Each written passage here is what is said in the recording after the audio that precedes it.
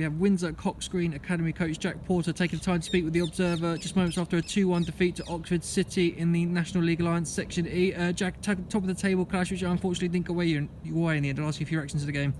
Yeah, it was obviously coming into it, we knew the occasion. I thought first half we were fantastic in everything that we did, in possession, out possession.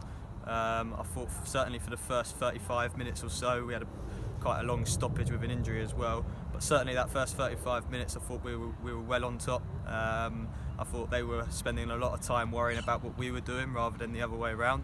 And you know, all the messages at the half time was, look, they're going to come out and be a lot stronger, a lot quicker, a lot sharper in every battle. So we knew that.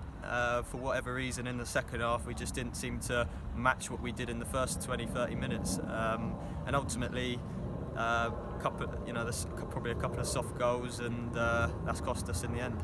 Obviously, the first sort of talking point of the game was an injury to Finn Kelly-Lewis. What's the early assessment on him? Well, Finn, he's missed a spell this season already on his on his knee, probably more towards his thigh area, and then all that's happened was a bit of he says there was a contact in the box, and as he's gone down it's twisted, and I think it's just bothered him again. I think he's okay in himself, but yeah, that was what happened to him there. Yeah, obviously, play got underway, and not long after he managed to take the league, a stunning strike from your left back Ed Port. Is that the sort of thing he's got in his locker? Absolutely, yeah. He's a real talented footballer. Technically, he's one of the strongest we've got. He's got a great engine about him as well, and for him to then come and get the ball on his weak foot and have a strike like that at the timing as well was perfect, and certainly something he can do. I would want him to do it on a more regular basis, and I think that's what he's got to do to get to that next level. Obviously, you took a one-goal lead into the break, but it could have been more. You were clearly the better side in the first 45 minutes. Yeah, and that's probably killed us in the end, to be honest. Had we maybe gone in 2 up or even more, then obviously then the games becomes not easier, but we certainly can manage it a little bit more. 1-0's still so close, it doesn't make too much difference at this level. Whether you're 1-0 up or whether it's 0-0. So yeah, I think that would have helped, and it's probably something we have to look back at. And as you mentioned earlier, unfortunately conceded 2 soft goals in the second half. Yeah, I mean the first one just switching off a little bit. Second one, that's come from our attack. We're hitting we're going on the counter attack, and then it's just decision making. We've got into a great position, and we've maybe just made the wrong pass or the wrong touch at the wrong time. And we knew there'd be a threat on the counter, and they were very positive with that. As soon as they won the ball back, they went from back to front really quick on the travel, and we just couldn't really get near the player running with the ball.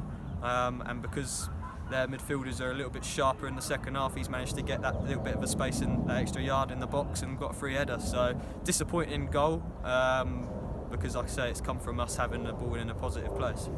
Over the course of the 90 minutes, did you believe the result was the right one, or do you think you could have taken something out of the game? I don't think we can argue with the second half performance. I think maybe you could say it was a game of 2 halves, so a draw might have been the fair result, because I think we were certainly the stronger team in the first half, but then they were much better than us second half, and we have to take that on the chin.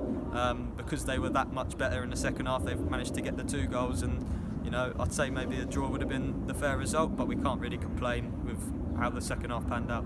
Obviously, you've got to put this to bed quickly and move on to a rearranged game at Bashley in a few weeks' time. Yeah, exactly. There's still a lot of games to go this season. I think if we was a programme and an academy that was just solely focusing on winning trophies, we wouldn't have had the success in terms of the players leading through to the first team, because we've given players opportunities. Our captain Luke Appleton, he's away at a pro club for this week, so that's why he was out today. But we won't ever stand in the way for players to go on and take the next step. But that's what it's about. As much as winning's important and it's a part of our development, we've just got to make sure we keep developing the boys so that they have a good career in football. Well, Jack, congratulations today, but best of luck at Bashley next time. Thank you. Cheers. Thank you.